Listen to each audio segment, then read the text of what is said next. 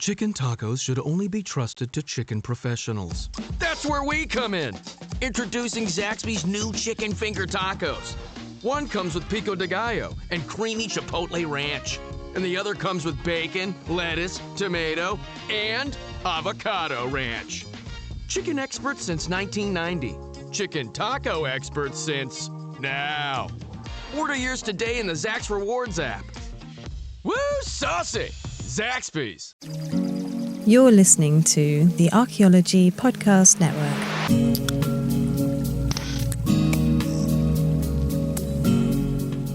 Welcome to Heritage Voices, episode 72. I'm Jessica Yaquinto, and I'm your host.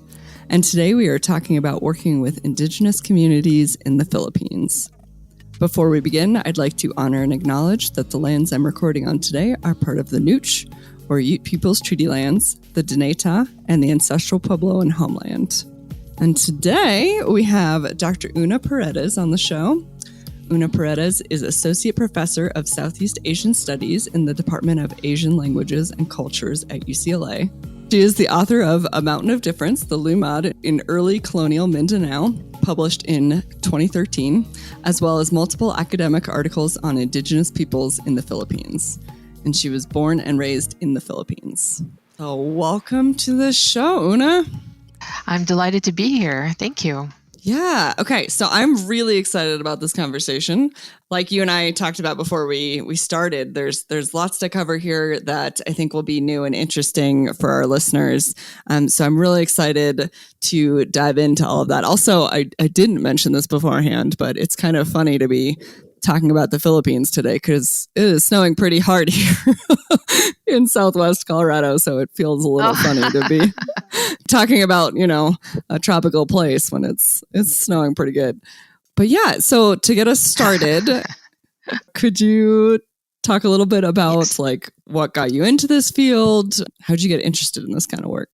I sort of stumbled into anthropology in college. I guess I've always been interested in culture and different cultures. Growing up in the Philippines, it's a very multicultural kind of place. Every new island you go to or every section of an island that you go to, there's a different language, a different culture group, different heritage.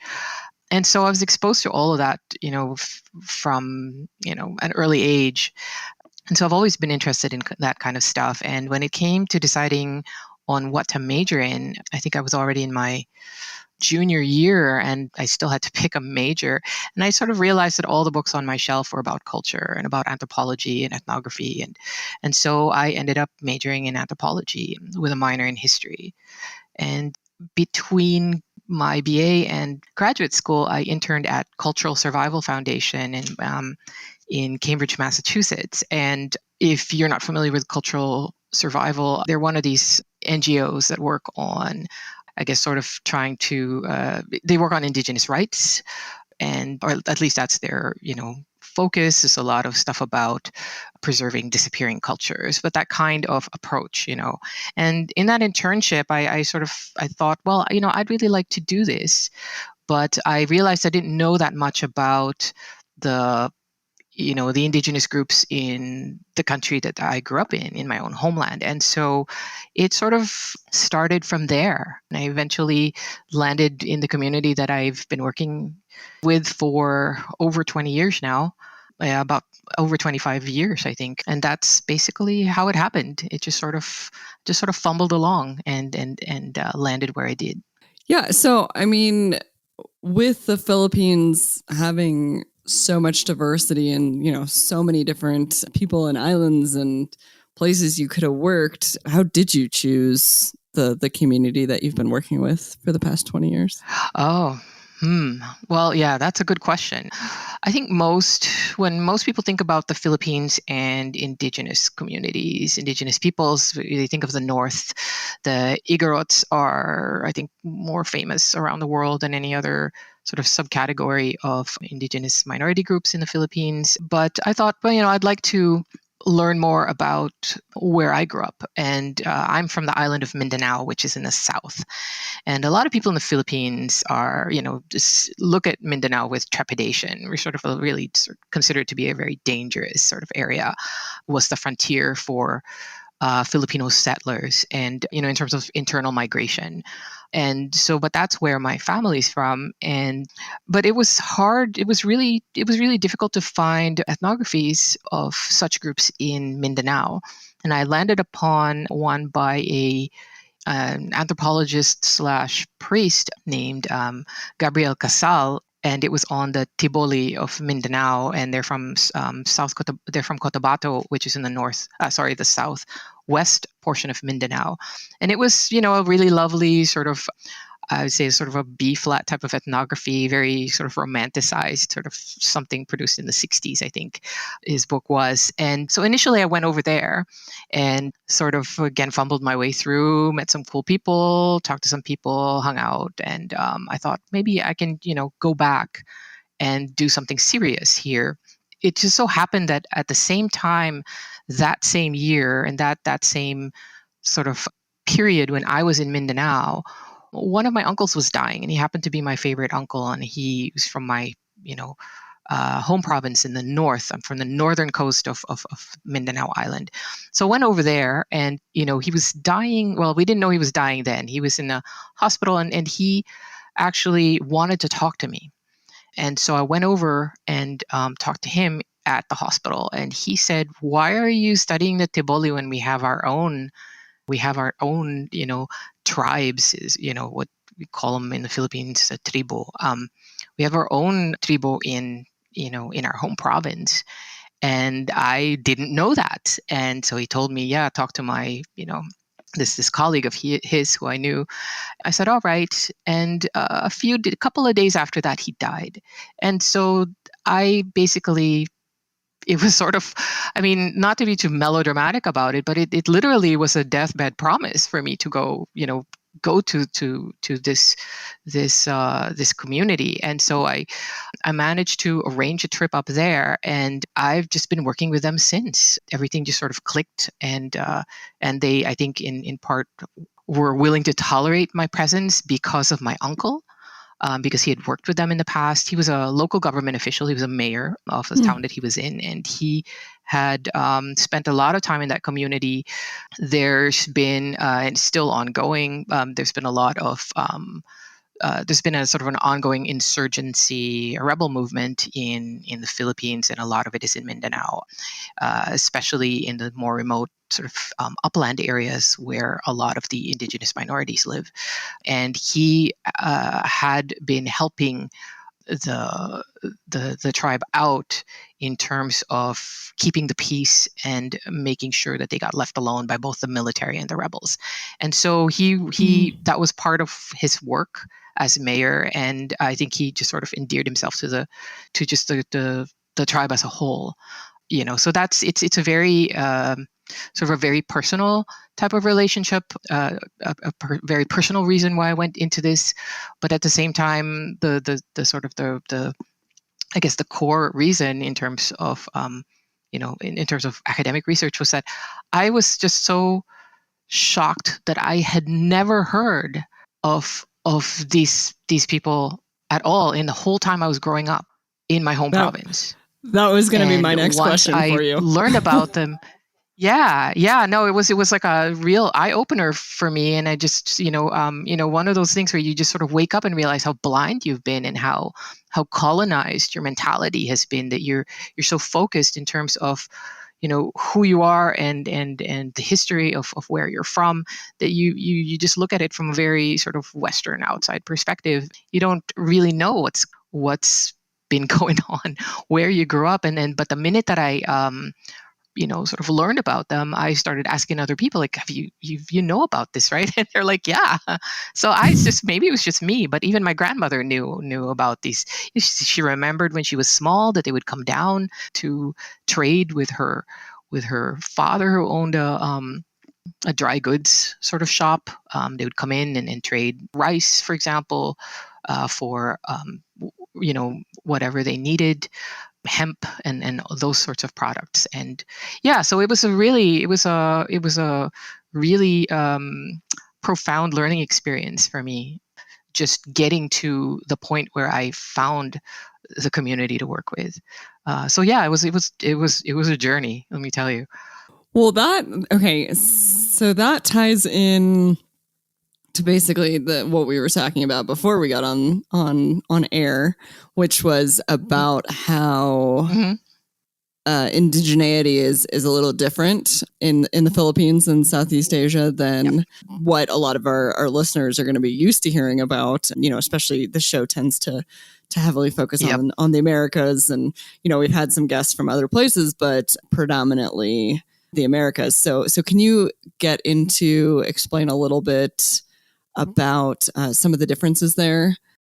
Oh, sure. And I guess I should say that the differences in context and the differences in terms of how indigeneity is used and constructed and understood and all of that is itself a subject of academic sort of theorizing, I guess, among those of us who work with indigenous minority groups in Southeast Asia, because we do use the terminology from the Americas, from the North, but we use the scholarship and the terminology used by indigenous scholars in the North. And that particular understanding of indigeneity is really hegemonic around the world. And so we keep trying to still, I mean, maybe harmonizing these definitions is this the wrong way to look at it, but we're using that language to talk about a completely different context. But yeah, so that's also very interesting in terms of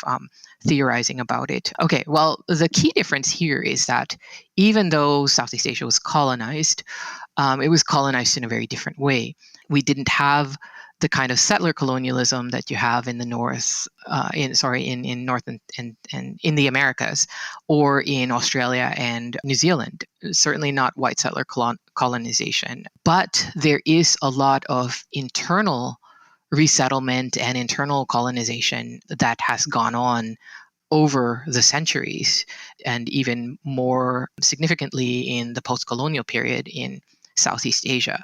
So you have in Southeast Asia then a paradox where it's true that practically everybody there is indigenous in the literal sense, where, we're really from there. Like me, I am, a native of Mindanao.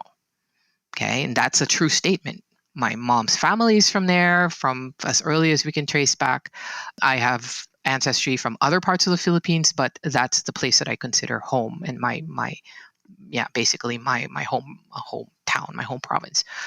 But at the same time, there's so many different types of people, different types of communities in the Philippines, different types of ethnic groups. And some of these groups basically were more closely incorporated into the colonial system, whereas others were not, or they were incorporated in a very different kind of way. I don't like to use the word assimilation versus assimilated versus unassimilated, because I think that's very misleading. We're talking about political incorporation, economic incorporation, and all of that. So some groups were more incorporated than others, and transformed in particular ways. And these are the ethnic groups that are now the majority, that form the mainstream of Filipino society, that we tend and they do the sorts of things that we think of as being Filipino culture by default. And then you have these much smaller communities, usually in the uplands or less accessible areas in terms of sort of highways and main waterways and that kind of stuff. And a lot of these communities either resisted incorporation into the colonial system, or were just sort of, or the colonial government never bothered that much because they were so hard to get to. And these communities are indigenous minorities.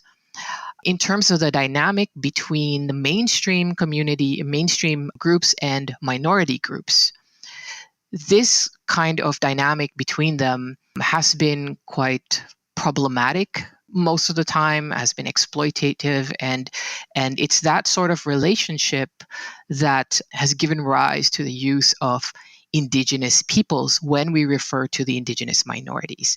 So the Philippines is the only country in Southeast Asia that uses the English words in indigenous peoples.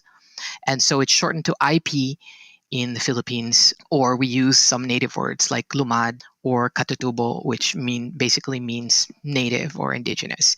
And so, so the paradox is you have a country of natives, but some people are designated indigenous, using capital I indigenous as basically a political designation. And because their experience, even though it's, their experience of oppression and marginalization and really sort of colonization in the present day has been at the hands of other natives. And so that's like the key difference between, I think, the Americas and the sort of white settler situations and what's going on in the Philippines and other parts of Southeast Asia.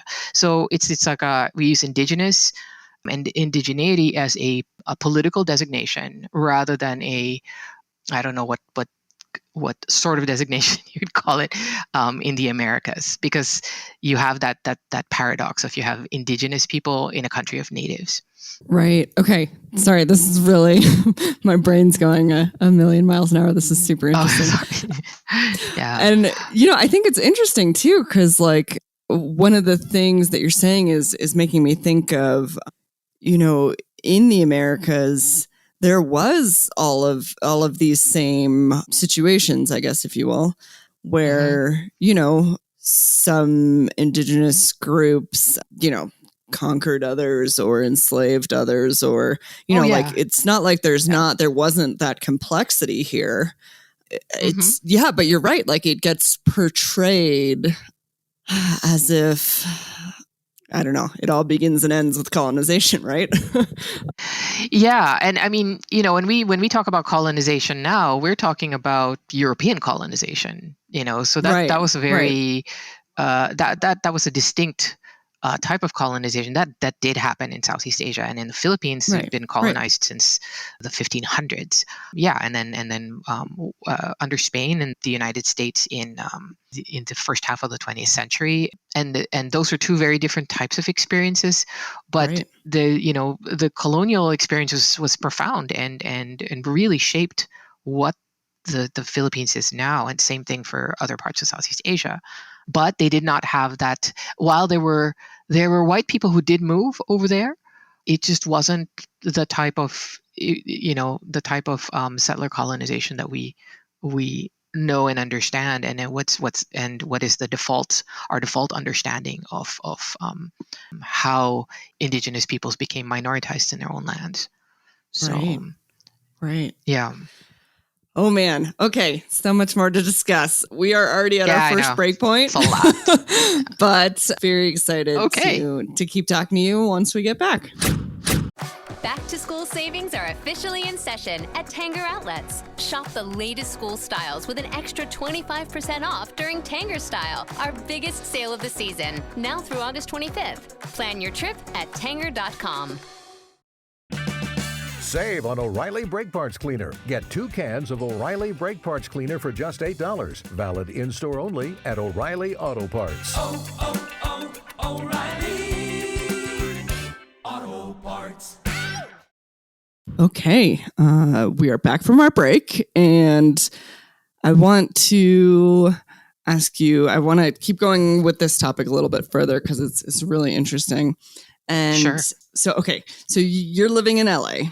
And Yes. I'm curious what your thoughts are, growing up in the Philippines, how indigenous communities were portrayed in the Philippines, like maybe in the media or just conversations that you heard, and then maybe how that's different from what you're seeing and hearing in living in LA now. Well, yeah. It's very similar, but also different. Similar, but distinct. The way we think about indigenous peoples in the Philippines, and I'm just speaking really broadly here, generalizing about the population, just based on how I grew up and conversations I've had with people, and as well as the educational system I went through, is that there's very much this civilizational discourse that's attached to the idea of indigenous peoples, very similar to how you have a lot of stereotypes about Native Americans and natives and indigenous peoples, not just in the in the north, but elsewhere in the world. So by the civilizational discourse, I mean that that there's some people are more primitive than others, or less evolved culturally, or less complex culturally, and that's definitely at play in the Philippines. And part of that was, well, that was very strongly influenced by this kind of very racialized thinking that came out of Europe in the late 1800s, and was definitely it kind of solidified during the American colonial period in the Philippines, which started in the late 1890s. And so there's even a kind of theory of cultural diversity, population diversity in the Philippines that we were taught in school when I was growing up. And it's still a lot of people still believe this, and it's still propagated in many ways, even though it's already been debunked definitively, by scientists, by anthropologists. And it's the waves of migration theory. And that theory goes that the reason why in the late 1800s, early 1900s, why by that time you had basically the sort of very Hispanized, Christianized mainstream groups that were dominant in the archipelago. And you also had these much smaller groups that were, I guess to the general public, sort of tribal, with all the stereotypes that come with it. Smaller communities that were not very Western, not very comprehensible, in terms of Western culture. And so the idea of behind waves of migration is that the reason why you have this sort of cultural diversity in the Philippines now is because thousands and thousands of years ago, you had different waves of people coming in to the archipelago with their present day cultures basically fully formed. And the level, if you will, of cultural achievement and sophistication that they were able to display had to do with their level of evolution, their whatever step on the evolutionary ladder they were on, and and also behind that, sort of the subtext of that is that the reason why you have the mainstream societies were the ones who converted to Christianity and became very sort of Western and very Hispanic, mainstream Filipino culture, is because they were the last wave of migrants that came, and therefore they were the most evolved. And they were the ones who were able to sort of grasp this sort of highly evolved European culture. I mean, it's ridiculous. It's absolutely ridiculous when you think about it now. But when we were growing up, this was taught as sort of scientific. And a lot of people still buy into this idea that, and of course, what goes hand in hand with that is the notion that the indigenous minorities today, that the reason why they are different from mainstream society is not because of different historical processes that acted upon them and how completely or incompletely or how differently they were incorporated into colonial society, but that they're just that they're primitive. They're just more primitive as a subspecies of humans. It's an extremely racist idea. It's definitely a racist idea. It's somehow in their biology. And then two, that their traditional cultures that they practice today are pre-colonial. How they are today, and their languages, their traditions, their songs, their dances, their understanding of the world is somehow pre-colonial and was not transformed profoundly by the colonial experience, even though the archipelago had been colonized since the 1500s. So those things kind of are wrapped up in this whole waves of migration idea. And you can only imagine, I'm sort of, giving you a lot of information right now, but when you think about it, if you think about it more, kind of stew on it for a while, you realize that that this can have how profound the impact could be on how indigenous peoples are perceived and in the Philippines, and how mainstream society thinks of them, and where they belong in terms of mainstream society. So there's a lot of very racialized prejudice that indigenous minority groups are subjected to, and at the same time, they're also being exploited and being co-opted in mainstream society's efforts at decolonization, and because they're seen as sort of pre-colonial, and therefore that's somehow who we were supposed to be if we had not been colonized. So it's like there's all these different sort of weird forces acting upon them where it's basically damned if you do, damned if you don't. If you're one of these, in a member of one of these communities, they can't win, and they're just being used as tools by mainstream society for their own sort of I guess self-actualization, if you could call it that. And by decolonization, I'm talking about sort of an intellectual movement in the Philippines that's been very, very important in the country since the late 1800s. It's not a new thing like it is in North America. It's been going on since our sort of national sort of heroes and forefathers in the late 1800s that eventually formed the Philippines as a nation, I guess, as a concept. They were already doing that, and indigenous peoples were an important component of that, basically exploiting, co-opting their cultures. So, yeah, I know it's a lot. Yeah, no, that actually sounds in some ways more similar to what happened in Mexico, from my understanding, with basically, yes. Like the Mexican Revolution and trying to form this like Mexican identity and really centering that around, La Raza Cosmica and this mix of cultures and indigenous cultures, while at the same time, indigenous people are being discriminated against. Yeah, that's fascinating.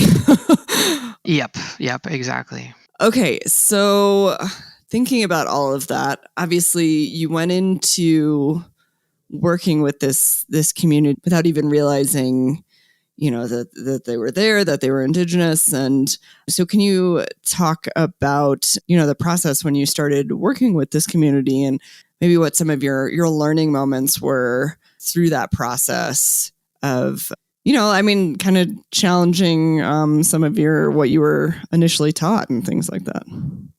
Oh, well, yeah. Well, first of all, the community that I work with, the group in general, they are a Lumad group, and the Lumad are the indigenous non-Muslims of the South. And there are quite a few different Lumad groups, about 18 sort of major groups, and then a lot of subgroups under that. The group I work with is called the Higaunon, and among the Higaunon, there are many different subgroups, a lot of cultural variation, and I work mostly with people in the eastern part of Misamis Oriental Province, so the Higaunon Lumad. Yeah, well, there were a lot of sort of major learning or aha moments along the way, and a lot of it had to do with the prejudices and the biases that I grew up with. Now, I as enlightened as I thought I was, being in the field and actually meeting these people and getting to know them and listening to them, spending time with them, there was a lot of unlearning that I had to do as far as how I believed the world was. And so that was a very interesting experience for me. And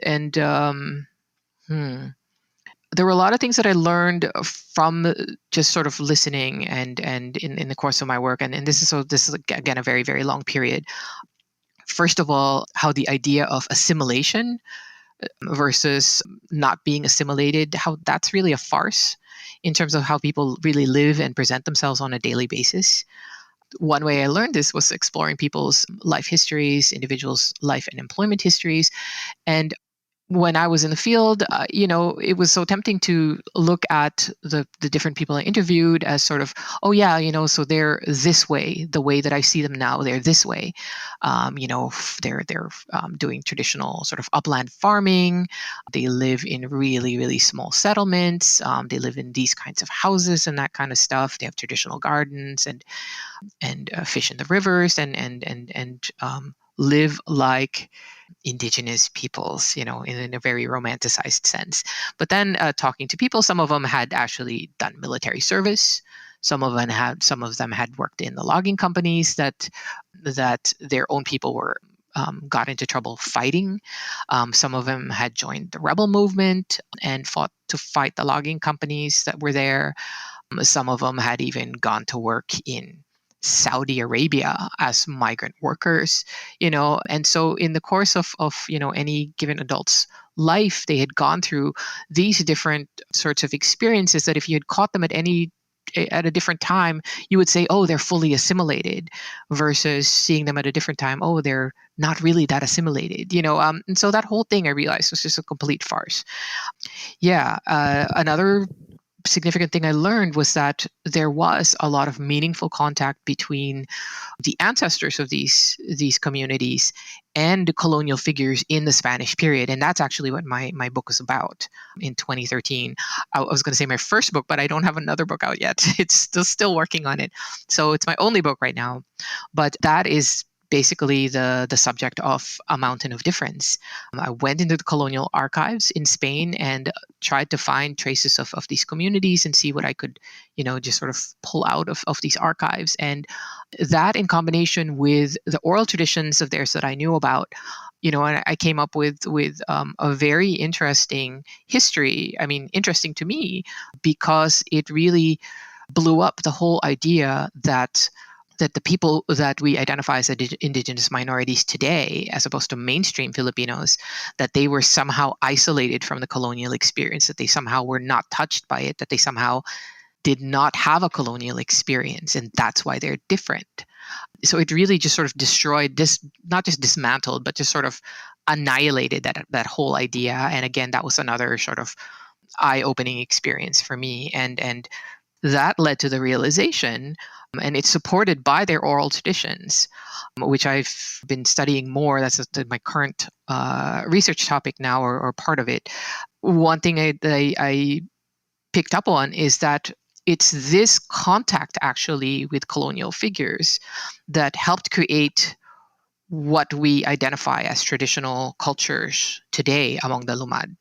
And I don't mean that it was like the key to traditional cultures today, but that what we see as traditional, in quotation marks, traditional Lumad cultures today, which most Filipinos perceive as being pre-colonial cultural traditions, and their deepest traditions that they hold to today, were profoundly influenced by this colonial contact. And it's embedded in their oral traditions. And so not only that, but that their oral traditions, the oral traditions themselves, emphasize change and innovation throughout their history as a people. That's what the traditions are about. And so that basically turned my whole understanding of tradition and heritage completely upside down and inside out. That to them, their idea of heritage and tradition, what counts to them as, what's important to preserve, is their history of innovation, the history of the changes that they made. And these are the new things we did. And that's how they remember their, specific ancestors. They're like, this ancestor is the person who introduced this new practice. This is the person who came up with this new innovation. And this is the person who did this and who did that. So their understanding of tradition and heritage is completely different from, I guess, mainstream society's understanding of heritage and tradition, which is about making sure things didn't change so much. It's about preserving the past, about, basically salvaging sort of ancient things and making sure that they don't disappear. So it's like was a completely different take that I did not expect going into it. But that's, in terms of aha moments, those are definitely the aha moments for me in terms of my own work. But to them, of course, it was not an aha moment. They're like, yeah. So duh. Yeah, no, I said that. Yeah, not duh. No. Yeah, no, it was great because I was just, constantly just sort of being, constantly falling off my chair, when I talk to people because I'm just so surprised. Oh man. Okay. Yeah. So I'm still trying to get it, So we're at our second break point. But I really want to keep diving into some of this when we get back. So everybody hold tight and we'll be back here in a second. Back to school savings are officially in session at Tanger Outlets. Shop the latest school styles with an extra 25% off during Tanger Style, our biggest sale of the season, now through August 25th. Plan your trip at Tanger.com. All right. We are back from our break, and I want to ask you, you mentioned earlier about, you were talking about your first book, and you mentioned that you were working on another book. And so I'm curious if you could tell us more about that book.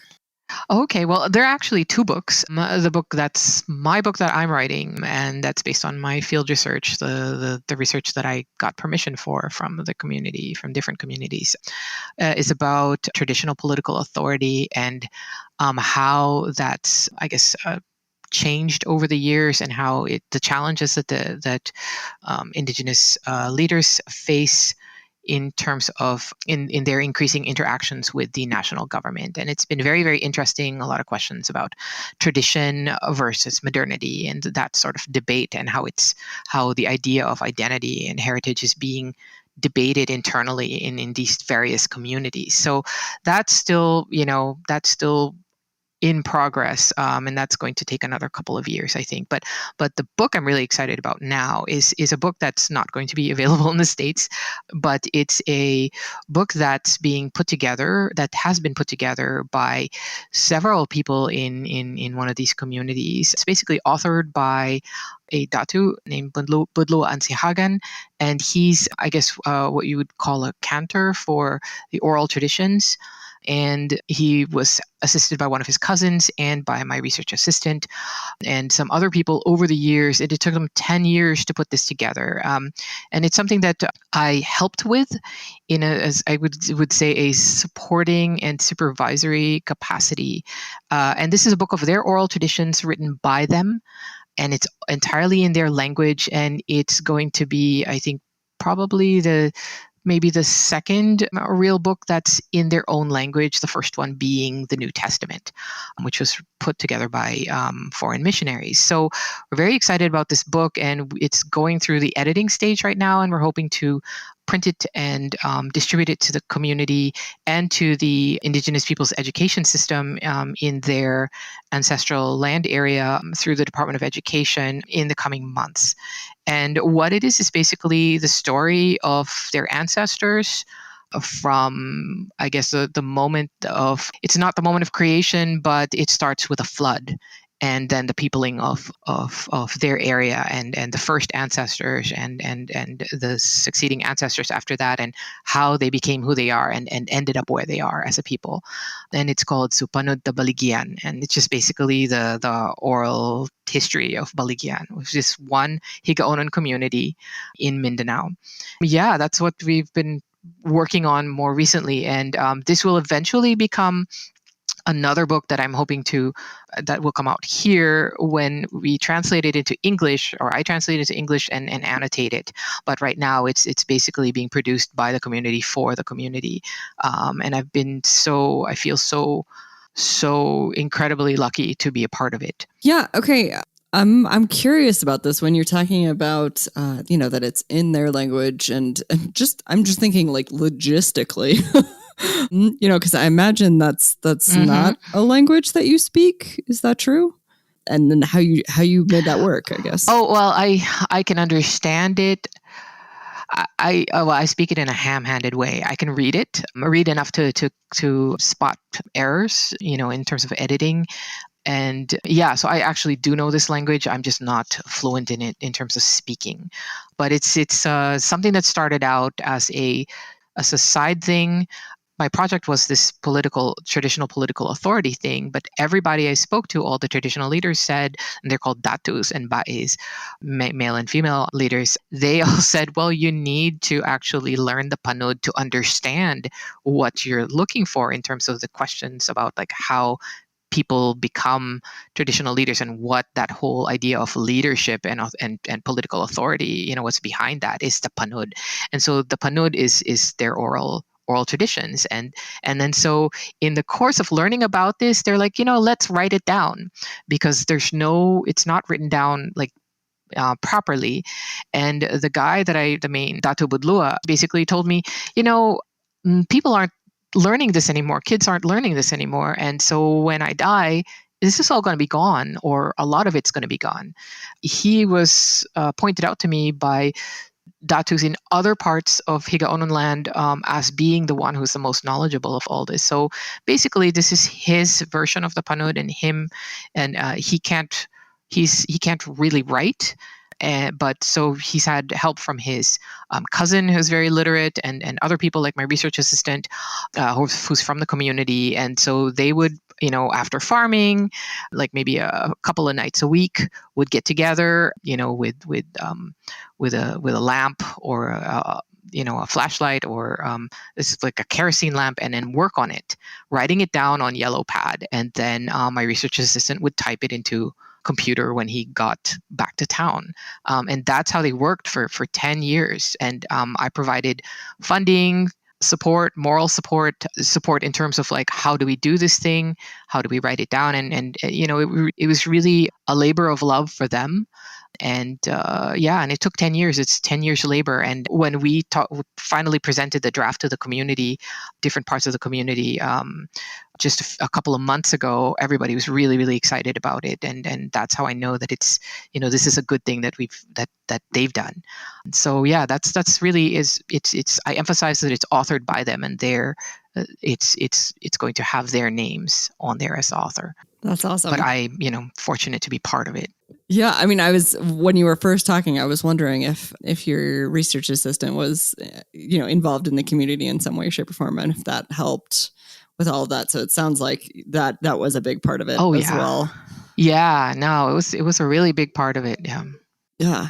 Community is really excited about this book, and obviously I'm sure that has a huge impact. Like, you've been working with them for all this time, and, it started with your uncle, but now you have this thing that they wanted. You've shown that you can deliver on what they want. So what is next? Like, what direction are y'all going from here? Well, one interesting sort of impact of this is just the process of working on it.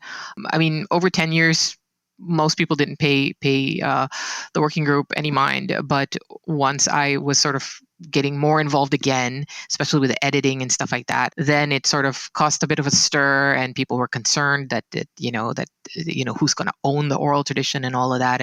And so it generated a lot of interesting conversations and debates and about this. And at the same time, it's also like, in the process, it revived all this interest in the Panud again, even among in communities where people had already converted to Christianity, and they were looking at the Bible as their new sort of Panud, and so that's been a kind of an interesting thing that's developing, and it's in process. And one of the other things here is that, not directly caused by this, but we've sort of joined up with them, is that the IP education program, Indigenous Peoples education program, which is basically put together in this part of the Philippines by other Higaonons, younger Higaonons who had gone to college and gotten teaching degrees, and they're certified as teachers. And they basically developed over the years this thing that they now refer to as IP education.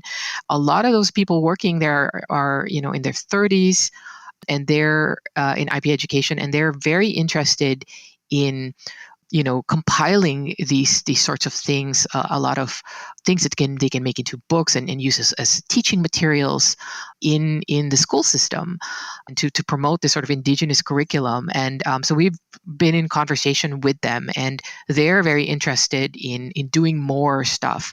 And so I'm very excited that when I'm going to go back in a couple of months, and we're going to actually workshop all these different things that they want to do.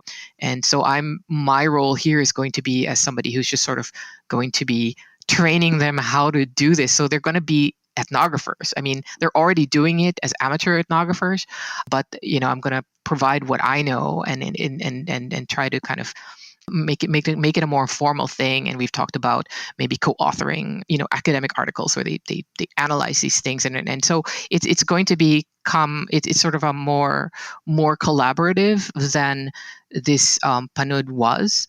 And so that's the sort of the new direction that I see my role, at least in this, going, because for me it's I think, more meaningful if they produce this stuff themselves, and it should not be me, who's an outsider, who's positioned as an authority on Higaunon culture. Outsiders shouldn't be driving the research agenda here, and so by providing my I guess I'm sort of training them to be their own researchers, and so that's that's the direction that I see this going, that I would like for it to go, and so it wouldn't have been possible without this work on the Panud, which was really kind of where it started, I think. And that just happened. Like I said, that's just a byproduct of the project that I got permission for, which is a study on political authority and me interviewing different Indigenous leaders, in the field. So yeah, so that's sort of what's going on. So, I mean, I think I'm getting a sense of this already from what you're talking about, but I want to ask you this specifically. Mm-hmm. So what's the best part of this work for you? Oh, well, definitely. Well, you get excited about, learning and all of that stuff. But for me, the best part really here has been the relationships that I've formed. It's not just that, I made friends when I got there. We all like to be liked and everything. And there were some people who hated my guts when I first got there because I was such a pain. But over the years, like after the first decade or so, after I'd been gone for a while and I came back, there was this one guy who really hated me. I mean, he just couldn't stand to be around me. He would just sort of like make huffy noises and stuff, and just stomp his feet and leave when I would show up. When I came back, he embraced me and called me his niece, and so that was kind of interesting for me, and I was really suspicious at first, but I guess it took that long for them to actually trust and accept me instead of just tolerating me, and it just sort of, I think, has been quite good and much more productive since then. So the relationships that I made over almost a quarter of a century, part of this is watching the kids grow up and them having their own kids. My research assistant, for example, Jerry Obilno, was 2 when I met him the first time. He was a toddler. And I have a picture of him, with no clothes on, and he has a bowl cut. It's very, very funny. But he's done with college. He's been working for an NGO, and he's now going into the Department of Education to join this IP Ed program. And so to watch these kids grow up, and I guess it feels like it's a very special feeling, I think, to sort of to be a part of people's lives and watch them change and grow and become, adults and do these amazing things with their life, and the personal journeys that they go through to get there. And so I've been really honored to watch all of that with the kids that I met when I first got there, who are all grown up now with their own kids. So that's, to me, has been the best part of it. That's the part that means the most, not any of these sort of journal articles or anything like that. Those are the things that I hold on to when I start to question my career choices. I know that feeling. Yeah. So how often do you get to go spend time with these communities? Well, it had been a while because of the pandemic, but I was there recently for about 3 months. And like I said, I'm from Mindanao, and it's in my home province. And so I get to also go home, for better or worse, and at the same time go do that. So that's sort of interesting. But before that, before I was at UCLA, which I joined in 2019, I actually worked for the National University of Singapore, and so I was very, very close. It was like a 3.5 hour flight or less to the Philippines, direct flight from Singapore. And so when I worked there, and I worked there for almost 8 years, I was able to go, on brief trips, go there for a week, go there for a weekend, go for a couple of weeks. And so I was there quite often over that stretch of time. But I hadn't been back for a long extended period until just earlier this year, from August to November.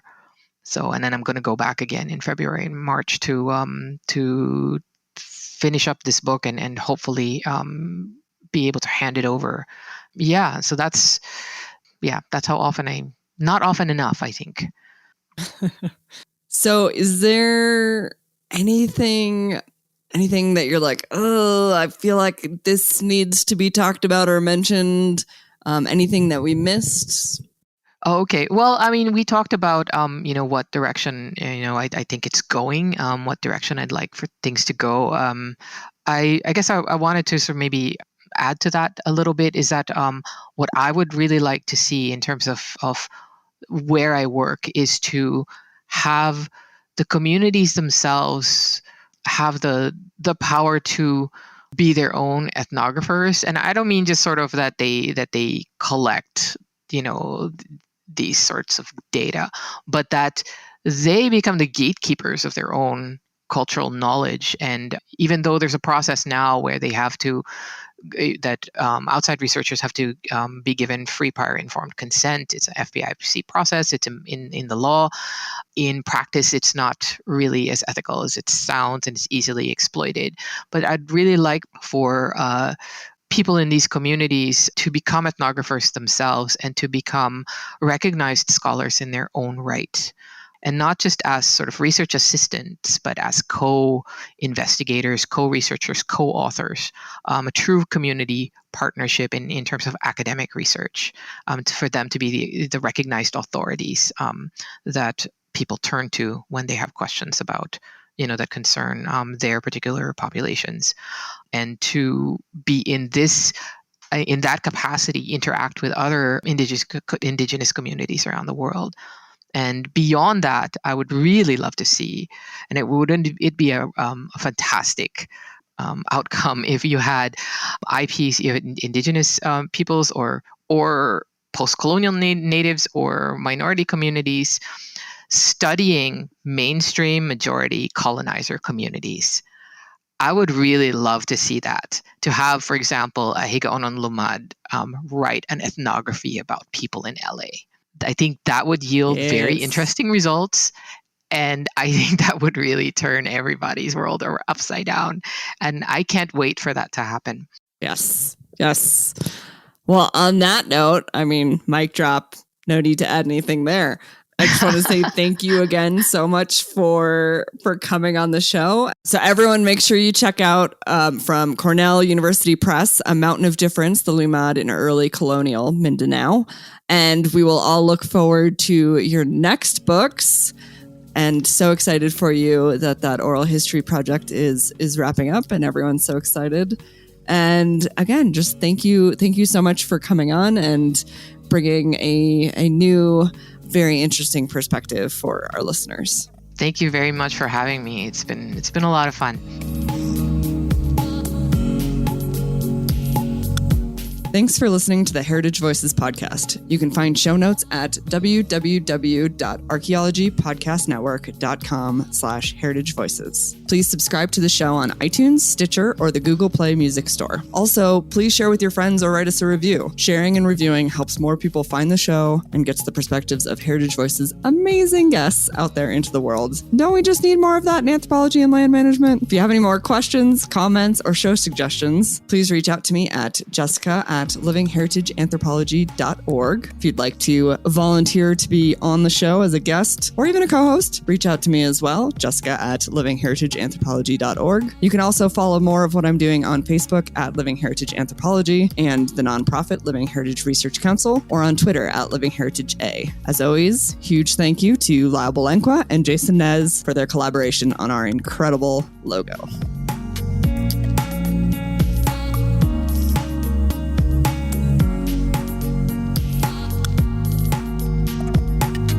This episode was produced by Chris Webster from his RV traveling the United States, Tristan Boyle in Scotland, DigTech LLC, Cultural Media, and the Archaeology Podcast Network, and was edited by Chris Webster. This has been a presentation of the Archaeology Podcast Network. Visit us on the web for show notes and other podcasts at www.archpodnet.com. Contact us at chris@archaeologypodcastnetwork.com. Chicken tacos should only be trusted to chicken professionals. That's where we come in.